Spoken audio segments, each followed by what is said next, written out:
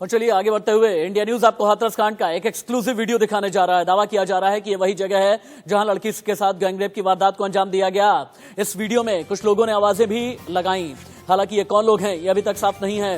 Video में लड़की की दराती और चप्पलें भी नजर आ रही हैं। ये वायरल वीडियो है जिसमें यह कहा जाता है कि यही वो जगह है जहां से आरोपी पीड़िता को खींच करके लेकर के गए।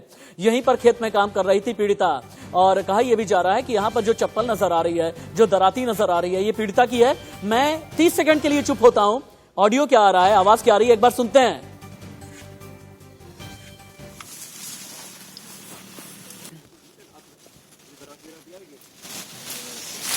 ये देखोगे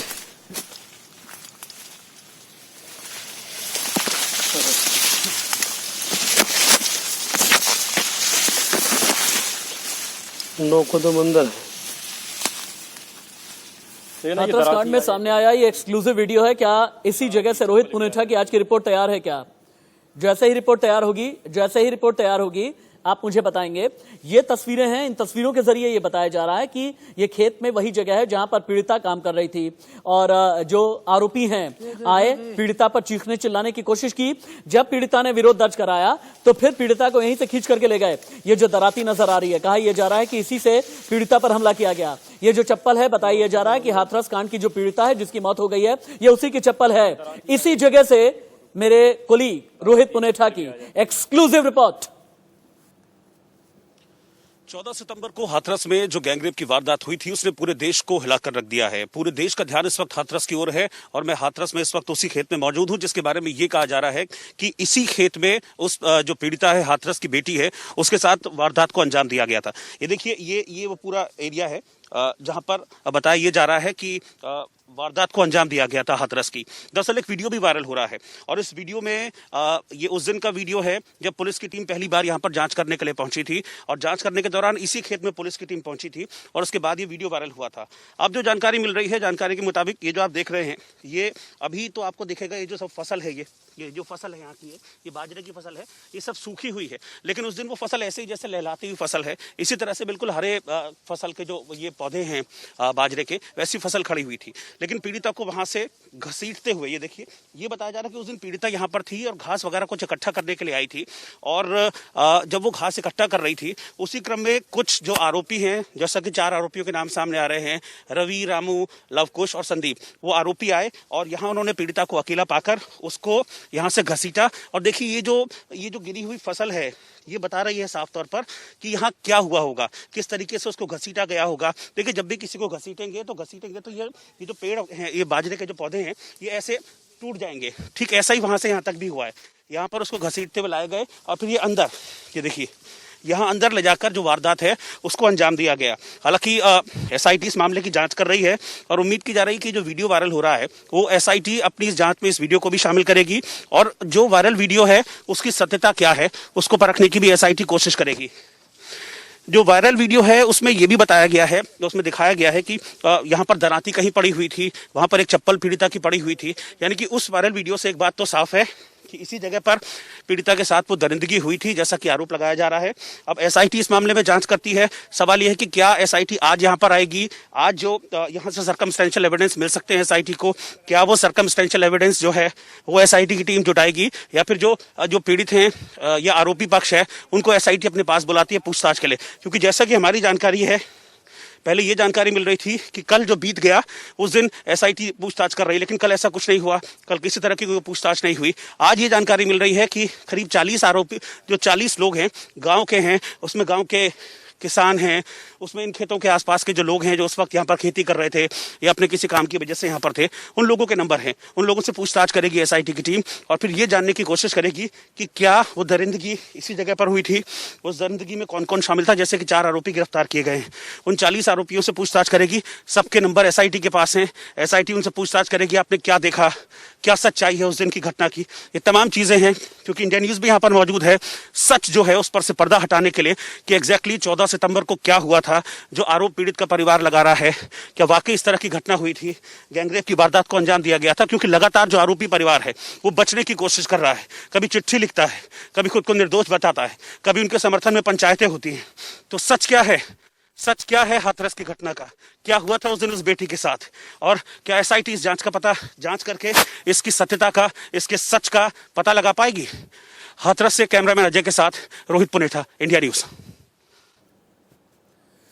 देखिए, एक एक खबर हाथरस की जितनी भी है, हाथरस के जितने भी राज हैं, हाथरस में जितना भी कांड हुआ, हाथरस में जितना भी षड्यंत्र किया गया, सिर्फ और सिर्फ इकलौता चैनल इंडिया न्यूज है जो आपको बता रहा है सच्चाई के साथ। और मैं फिर से कहूंगा, बिना नाटक नौटंकी के साथ, और हां, बिना टीआरपी वाले खेल के साथ। टीआरपी वाला खेल अब आप जानते हैं। ग्राउंड जीरो आपको लेकर के चलते हैं। रोहित पुनेठा हाथरस से लाइव, आशीष सिन्हा, इसके अलावा मेरे सीनियर कोलीग भी जुड़े हुए हैं।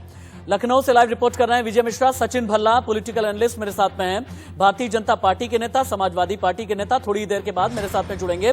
उम्मीद मैं ये कहता हूं कि पैनलिस्ट जिन्होंने मेरे डिबेट में आने का वादा किया है वक्त से आ जाएंगे, ताकि हमें यह ना कहना पड़े कि यहां पर अगर एक्शन लेने में लेट हुए हैं तो फिर पैनल में भी आने में लेट हो रहे हैं। लेकिन रोहित पुनेठा, सबसे पहले आपके पास आते हुए, अभी जो रिपोर्ट टीवी स्क्रीन पर पहली बार पूरे हिंदुस्तान ने देखी है, क्या वाकई में ये जगह वही है? क्योंकि वायरल वीडियो में यह दावा किया जा रहा है कि जहां पर कत्ल किया गया ठीक उसी जगह का वायरल वीडियो है। और वहां पर आप जब पहुंचे, आपने क्या क्या देखा? मौका वारदात से आपको क्या क्या मिला? मैं जर्रे जर्रे की खबर चाहूंगा। झाड़ियों के बीच आपको क्या दिखा? खेत में आपको क्या दिखा? दाएं बाएं क्या कोई मजबूत ठोस सबूत भी आपको मिला है क्या रोहित?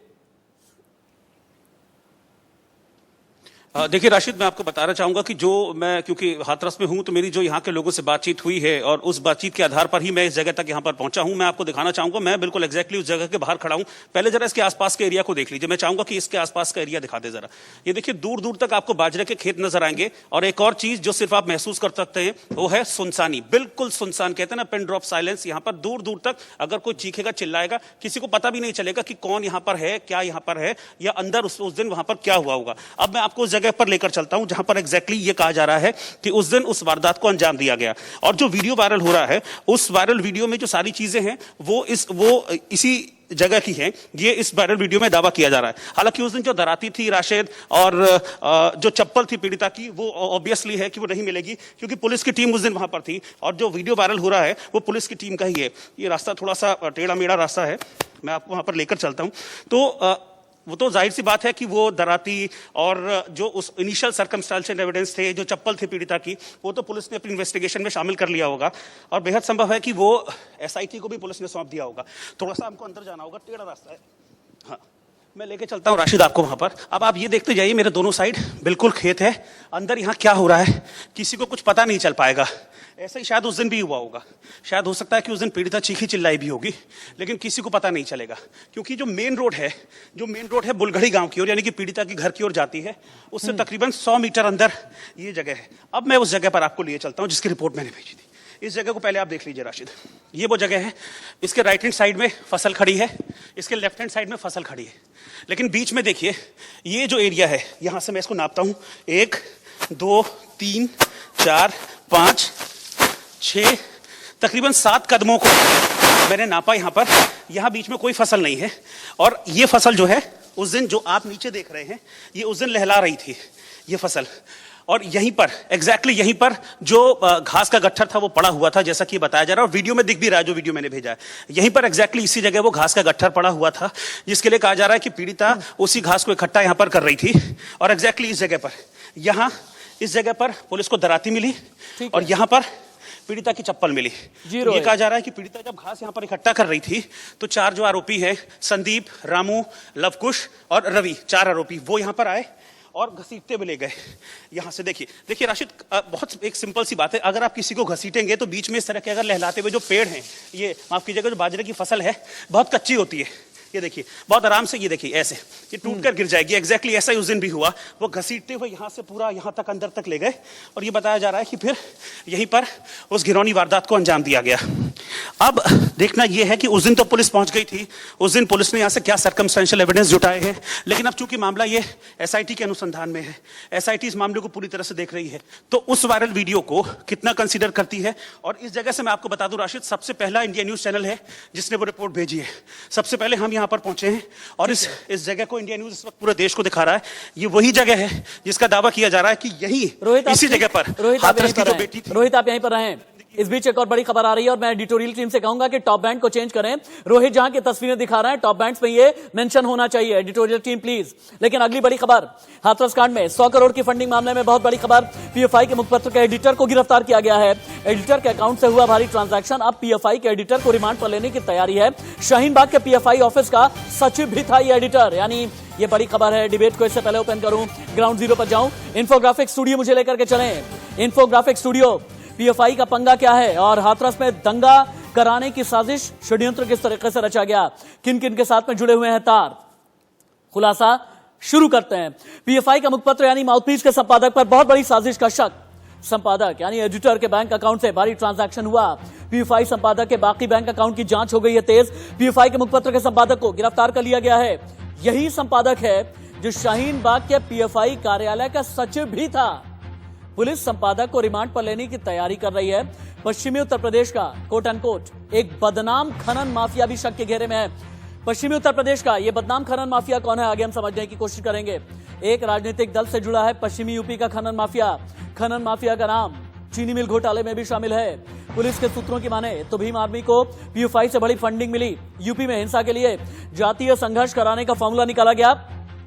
आशीष के पास चलिए। आशीष सिन्हा मुझे ये बताएं और समझाएं कि आखिरकार ये बदनाम खनन माफिया पश्चिमी उत्तर प्रदेश का कौन है, जिसके बारे में ये समझा जा रहा है कि इसके पीएफआई से भी लिंक है, इसके भीम आर्मी से भी लिंक है, इसके पॉलिटिकल पार्टी से भी लिंक है। ये कौन सा खनन माफिया है जो हाथरस में दंगा कराना चाहता था? आशीष,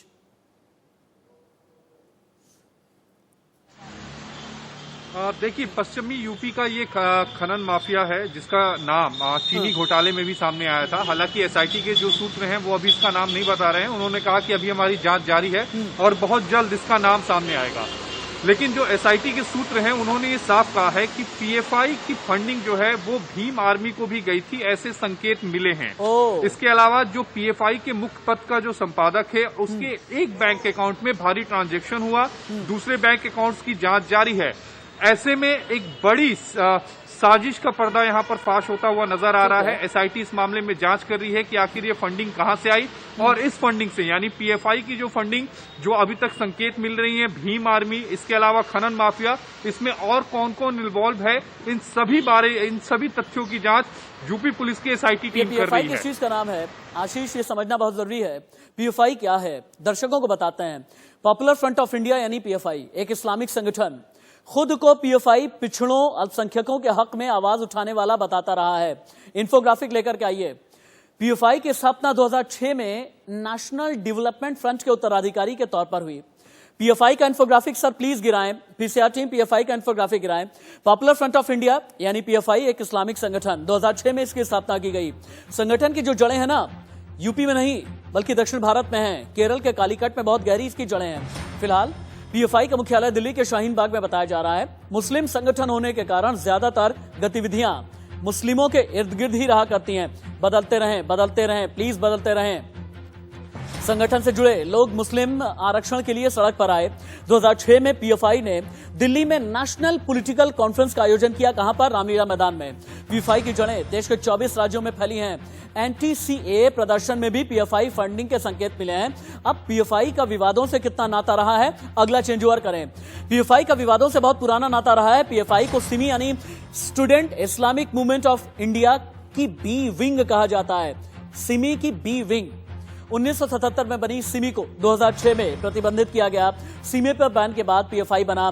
मुसलमानों, दलितों, पिछड़ों के अधिकार दिलाने के नाम पर पीएफआई को बनाया गया। 2012 में भी पीएफआई पर बैन करने की मांग उठी। 2020 में बैन के लिए यूपी सरकार ने गृह मंत्रालय को खत लिखा। केरल सरकार ने पीएफआई का बचाव करते हुए केरल हाईकोर्ट में दलील भी दी हुई है। लेकिन हाँ, यहां पर यह समझना बहुत जरूरी है कि आपको साल 2008 याद है? अगर नहीं याद तो एक बार फिर से रिकॉल कीजिए। याद कीजिए किस तरह से जयपुर में धमाके हुए थे, दिल्ली में, बेंगलुरु में, महाराष्ट्र के मुंबई में, इसके अलावा पुणे में जर्मन बेकरी ब्लास्ट 2009 में किया गया था। इन सभी के पीछे सिमी का हाथ, इंडियन मुजाहिदीन का हाथ कहा जाता था। और इसी सिमी की बी विंग पीएफआई को बहुत बार कहा जाता है। पैनलिस्ट को एक बार इंट्रोड्यूस करते हैं टीवी स्क्रीन पर, क्योंकि भारतीय जनता पार्टी के नेता कुमार अशोक भी मेरे साथ में जुड़ गए हैं। इसके अलावा कुंवर शुएब राणा समाजवादी पार्टी के नेता हैं। कुमार अशोक जी, अगर पीएफआई इतना खतरनाक है, अगर पीएफआई भीम आर्मी के साथ मिलकर के दंगे भड़काने की कोशिश कर रहा है, अगर पीएफआई ने सीए के बाद हाथरस के नाम पर भी सांप्रदायिक क्लेश फैलाने की कोशिश की, आप लोग बैन क्यों नहीं लगा रहे अभी तक? डर क्या है? किस बात का इंतजार है आप लोगों को? अगर यह सिमी की बी विंग है, अभी तक प्रतिबंधित क्यों नहीं है? कुमार अशोक जी।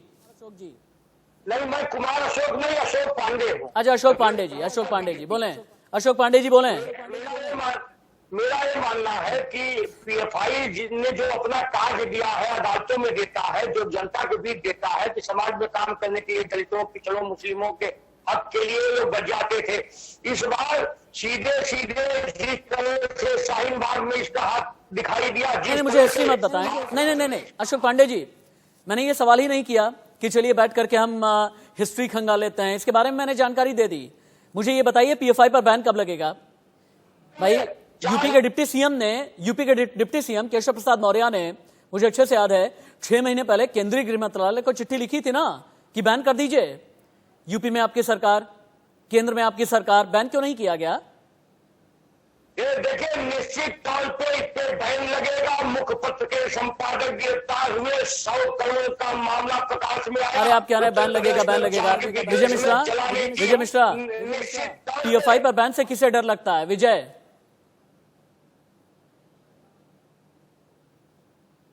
बिल्कुल, अगर बात की जाए तो पीएफआई ही नहीं, इसके अलावा कई भी ऐसे मामले हैं जिसको लेकर के कहीं ना कहीं जो बातें सरकार की तरफ से बयानों में आती हैं, वो सबूत जो है वो कोर्ट तक नहीं आते हैं। और यही वजह है जिसकी वजह से पीएफआई पर बैन लगाने में केंद्र सरकार और राज्य सरकार दोनों ही नाकाम रही है। जाहिर सी बात है कि यहाँ पर एक बार फिर से पीएफआई का नाम आया है और इस बात का दावा सरकार कर रही है कि कहीं ना कहीं ये पीएफआई ने 100 करोड़ की फंडिंग जो है वो हुई है और ये फंडिंग के जरिए से दंगा फैलाने वाले थे। हालांकि इसके पहले और भी बड़े गंभीर आरोप थे। जब सीए और एनआरसी का जिक्र हुआ था तो ये बात कही गई थी सरकार की तरफ से ही, सरकार के ही मंत्री का बयान था कि पीएफआई जो है वो सिमी से जुड़ा हुआ है, सिमी जो है वो पाकिस्तानी जासूसी एजेंसी आईएसआई से जुड़ी हुई है। तो इन सब इंडियन मुजाहिदीन, ये सारी चीजों का जिक्र करते हुए इस पर बैन लगाने की मांग जो है वो बड़ी तेजी से इन्हीं के मंत्रियों की तरफ से हुई थी। लेकिन दिक्कत तब आई थी जब इस पूरे मसले को लेकर के कोर्ट तक सरकार पहुंची थी और वहां पर पेपर वर्क पूरा नहीं हो पाया था। जैसे कि आपने कल देखा था तबलीगी जमात के मामले में एक बार फिर से केंद्र सरकार ने वो चीजें नहीं प्रस्तुत कर पाई जो चीजें चर्चा में थी, जिन बातों को लेकर के केंद्र सरकार का दावा रहता था, जिन बातों को लेकर के तो इस बात का शक भी बहुत गहरा जाता है कि कहीं ऐसा तो नहीं कि इस तरह के संगठन का इस्तेमाल अपनी राजनीति में ध्रुवीकरण के नाम पर करने की कोशिश की जाती है। कुंवर शोएब राणा तो समाजवादी पार्टी के नेता हैं, कहते हैं भीम आर्मी वाले जो चंद्रशेखर रावण हैं, कभी बहुजन समाज पार्टी के करीब नजर आए, कभी बीजेपी के भी करीब टैक्टिकली नजर आए, तो कभी समाजवादी पार्टी के भी बहुत करीबी बनकर के उभरने की कोशिश की। अब नाम सामने आ रहा है कि भीम आर्मी ने भी हिंसा भड़काने की कोशिश की है, भीम आर्मी का पीएफआई कनेक्शन भी है। क्या करेंगे अब आप लोग? अभी तक तो सड़क पर उतरे थे। देखिए, हमारा भीम आर्मी से कोई संबंध नहीं है। आवाज अच्छा, बस एक ही सेंटेंस का आपका जवाब है, भीम आर्मी से कोई संबंध नहीं है। बस यही कहना चाहते हैं ना? भीम आर्मी का हमसे कोई संबंध नहीं है। भीम आर्मी अपने लिए काम कर रही है। समाजवादी लोगों ने हमेशा से गरीबों, मजलूमों, किसानों और तमाम देश के तमाम वर्गों को साथ लेकर चलने का काम किया है। और हमारे राष्ट्रीय अध्यक्ष आदरणीय अखिलेश यादव जी का यही रोहित पुनेठा के पास में चलते हैं। हाँ, सब ठीक है, रुकिए, रुक जाइए। मैंने यहाँ पर एक चीज समझिएगा, समाजवादी पार्टी क्या करती है क्या नहीं करती, इसकी बात करने के लिए मैंने यहाँ पर मंच नहीं दिया है। मेरा मंच इसलिए है कि हाथरस के जो पीड़ित परिवार हैं उन्हें इंसाफ मिलना चाहिए, दूध का दूध, पानी का पानी होना चाहिए। रोहित पुनेठा के पास में चलते हैं। रोहित, खबर इस तरह की सामने आई है कि पीएफआई लिंक में जिस वेबसाइट का जिक्र था और उस वेबसाइट के जरिए भीम आर्मी को भी पैसे देने की कोशिश हुई है, भीम आर्मी के जरिए भी दंगा फैलाने और भड़काने की कोशिश की गई है। जब भीम आर्मी के चीफ चंद्रशेखर रावण पहुंचे, उन्होंने वहां पर क्या क्या किया? भीम आर्मी के नेता और कार्यकर्ता क्या अभी भी नजर आते हैं? अगर नजर आते हैं तो क्या ये मैनिपुलेटिव हैं? क्या कहीं से भी शक के दायरे में आपको लगते हैं ये? राशिद, मैं फिलहाल तो आपको ये बता दूं कि अभी फिलहाल भीम आर्मी का कोई भी यहाँ पर नजर नहीं है। कल पूरे दिन मैं पीड़िता के घर के बाहर मौजूद रहा, आसपास में लगातार घूमता रहा, देखता रहा, एक भी मुझे भीम आर्मी का जो कार्यकर्ता है वो यहाँ पर नजर नहीं आया। आज भी मैं सुबह से यहाँ पर हूँ, मुझे अभी तक कोई भी भीम आर्मी का कार्यकर्ता या किसी भी तरह की मूवमेंट नजर नहीं आई। अब इसको समझने की बात है कि ऐसा क्यों हो रहा है। जैसा कि आपने इस बात का खुलासा किया कि हाँ, पीएफआई के जरिए भीम आर्मी को फंडिंग हो रही थी, यानी कि जो भीम आर्मी के कार्यकर्ता थे वो पता किस लिए थे राशिद?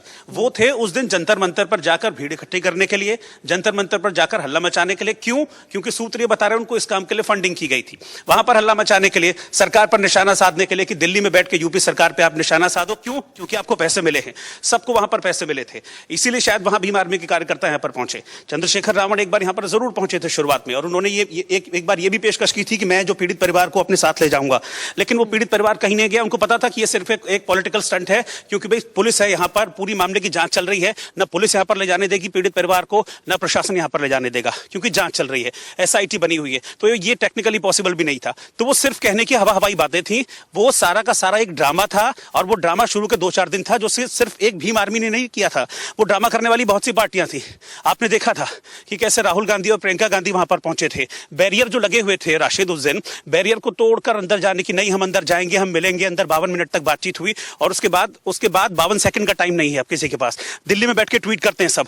यहां एग्जैक्टली ग्राउंड जीरो पर क्या हो रहा है किसी से कोई मतलब नहीं है, कोई पीड़ित परिवार से बातचीत नहीं हो रही है। यहां से सबके नंबर लेके गए कि हम बातचीत करेंगे, आपसे कांटेक्ट में रहेंगे, आपकी क्या समस्याएं हैं उसको हम सुलझाएंगे, हम प्रशासन से आपके लिए लड़ेंगे। लेकिन वो एक दिन की दिखावटी लड़ाई थी, वो सिर्फ और सिर्फ एक दिखावटी लड़ाई थी। और यही शायद मुझे लग रहा है कि भीम आर्मी के मामले में भी है।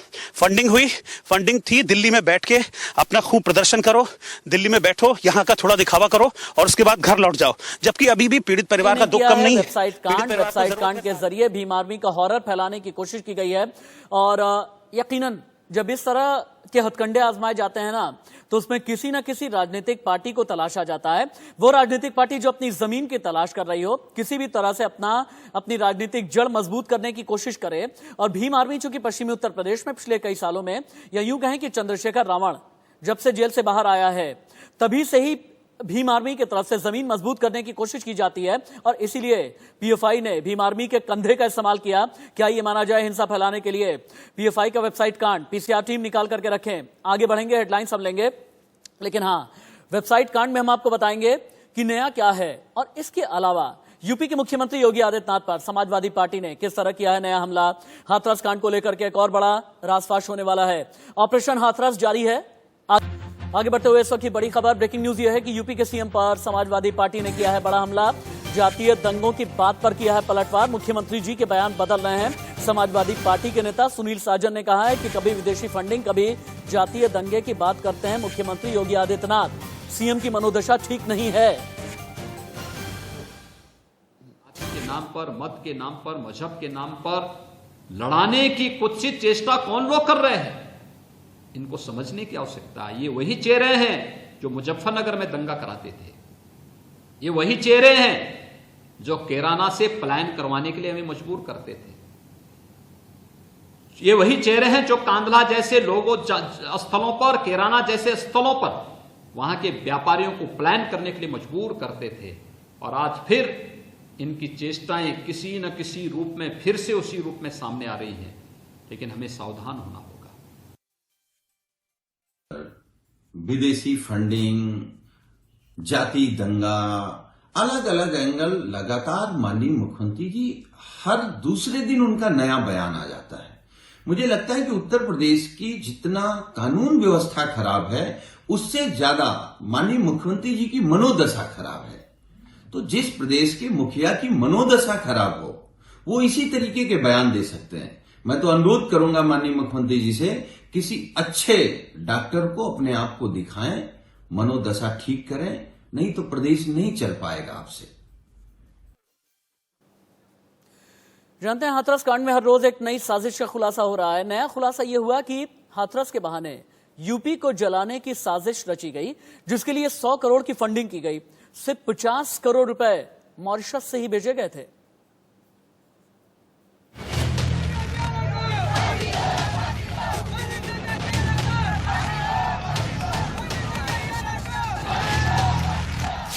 क्या है यूपी का दंगा शास्त्र?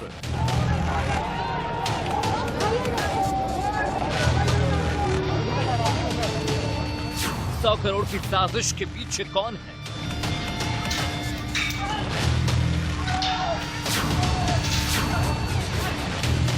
पीएफआई ने कैसे रची यूपी में दंगों की साजिश?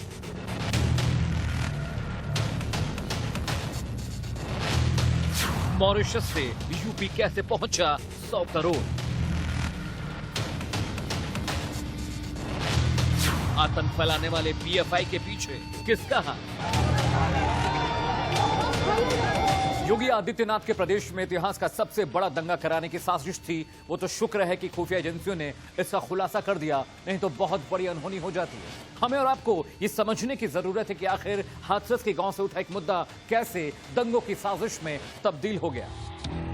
सबसे पहले ये समझ लीजिए कि दंगों के पीछे के वो 4 किरदार कौन से हैं। पहला किरदार अतीकुर रहमान, दूसरा किरदार सिद्दीकी, तीसरा किरदार आलम और चौथा किरदार मसूद। यही वो 4 पीएफआई एजेंट हैं जिन्होंने पत्रकार बनकर हाथरस के बहाने यूपी में दंगे फैलाने की साजिश रची। मथुरा में गाड़ियों की चेकिंग की जा रही थी। इसी दौरान ये चारों दिल्ली नंबर प्लेट की गाड़ी से चेकिंग पॉइंट पर पहुंचे। इनमें से एक मल्लापुरम का रहने वाला है, जबकि बाकी मुजफ्फरनगर, बहराइच और रामपुर के रहने वाले हैं। इसमें जल्द से जल्द हम लोग चार्जशीट लगाएंगे और अभियुक्तों को ये कोशिश की जाएगी कि हम इस केस को फास्ट ट्रैक करें और मैक्सिमम सजा दिलाएं। पहली बार एमयू ट्रॉमा सेंटर में पीड़िता के द्वारा 22 तारीख को गैंग रेप की बात बताई गई थी और तत्कालिक रूप से उसमें कार्रवाई की गई थी। सबसे हैरान करने वाली बात यह है कि यही पीएफआई दिल्ली में दंगे कराने की दोषी है। ईडी अब पूरे मामले की जांच कर रही है। सबसे बड़ी चुनौती ये पता लगाना है कि आखिर 50 करोड़ और फिर 100 करोड़ की रकम यूपी कैसे पहुंची। इसे मैप के जरिए समझिए।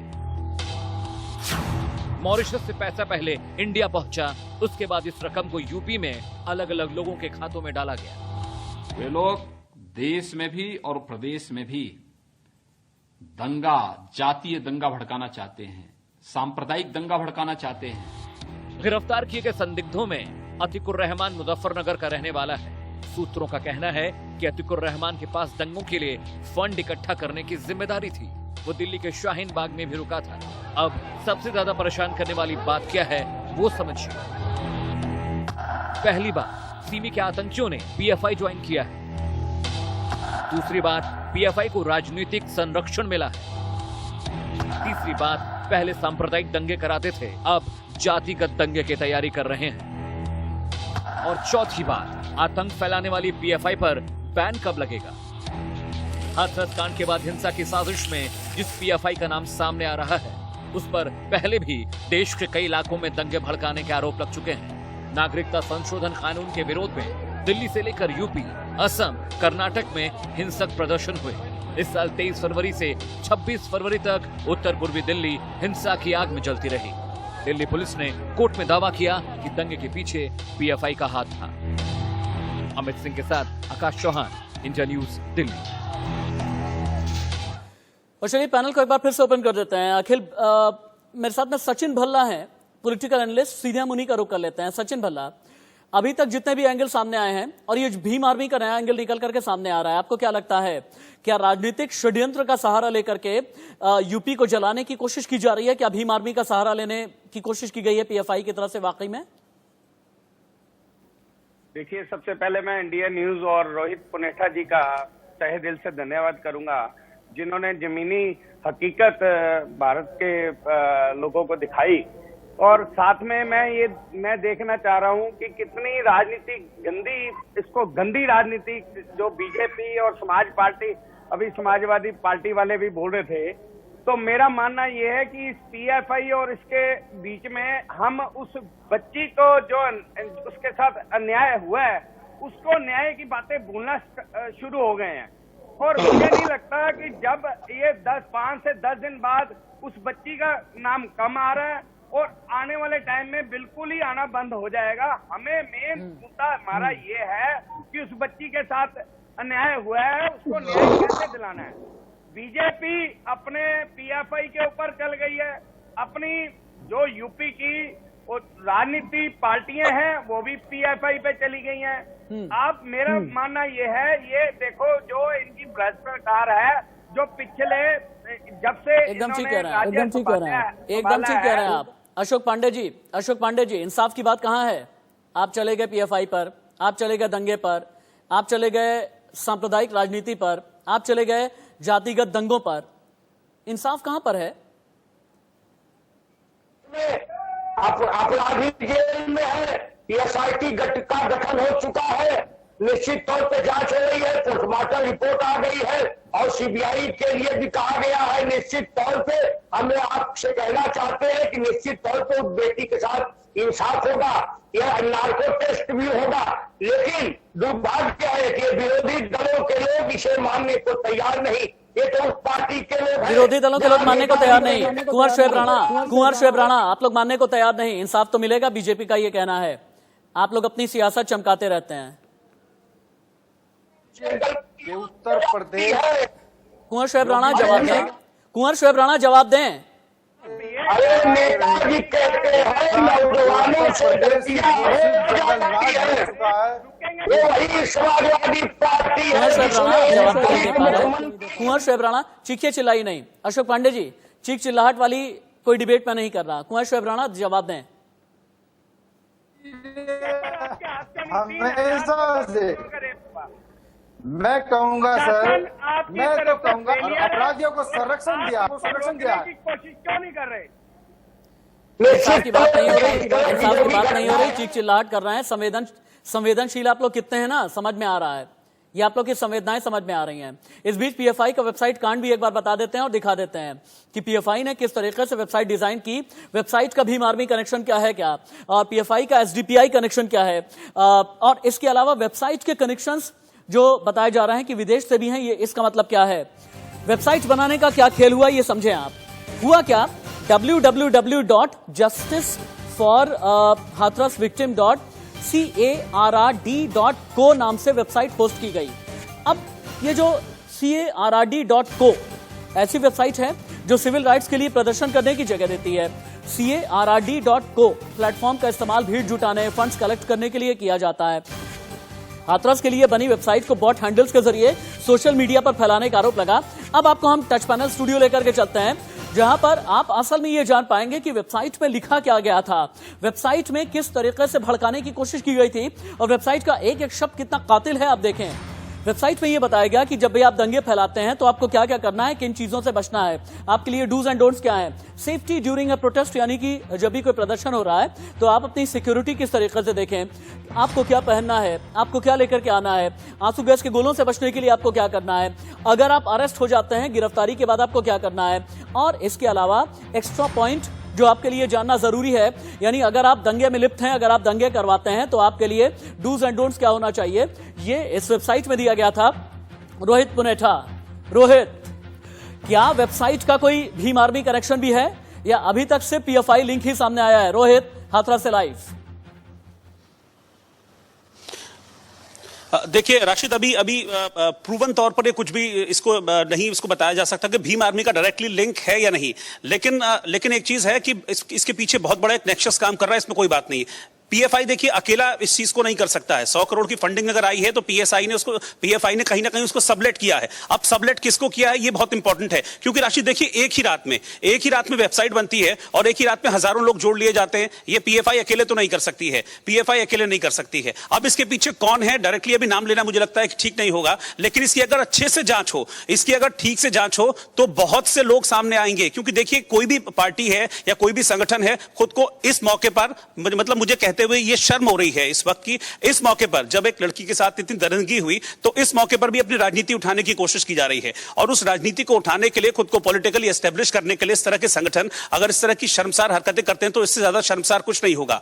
मामला हाथरस का है, मामला सीधा सिंपल यह है कि हाथरस की पीड़िता को इंसाफ मिले, लेकिन देखिए उसके नाम पर क्या हो रहा है। पीएफआई विदेशों से फंडिंग आ रही है 50-50 करोड़ रुपए, और उसके बाद वहां दिल्ली पर जंतर मंतर पर नारे लग रहे हैं। यहां मैं ग्राउंड पर हूं, कोई यहां पर आने को तैयार नहीं है, सिर्फ और सिर्फ सबको अपना पॉलिटिकल दो माइलेज चीजें दिख रहा और है कि चलो भाई, रोहित ये रोहित मामला हुआ, इस रोहित पे मैं एक बार political game लखनऊ भी चलते हैं रोहित, एक बार लखनऊ भी चलते हैं, क्योंकि विजय मिश्रा के जरिए एक चीज मैं ये पूछना चाहूंगा। विजय, मैं समझ नहीं पा रहा हूं, राज्य सरकार की तरफ से जब सीबीआई जांच की सिफारिश कर दी गई है तो सीबीआई की तरफ से अभी कोई रिप्लाई आया है या फिर नहीं आया है, ये भी जानना बहुत जरूरी है। 5 दिन हो चले हैं जब बिहार में राज्य सरकार ने सुशांत सिंह राजपूत वाले केस में सीबीआई जांच की सिफारिश की तो तुरंत ही सीबीआई एक्टिव हो गई। इस बार सीबीआई एक्टिव क्यों नहीं है? यूपी सरकार की तरफ से अगर सीबीआई जांच की रिकमेंडेशन भेजी जा चुकी है, अभी तक कोई जवाब क्यों नहीं आया?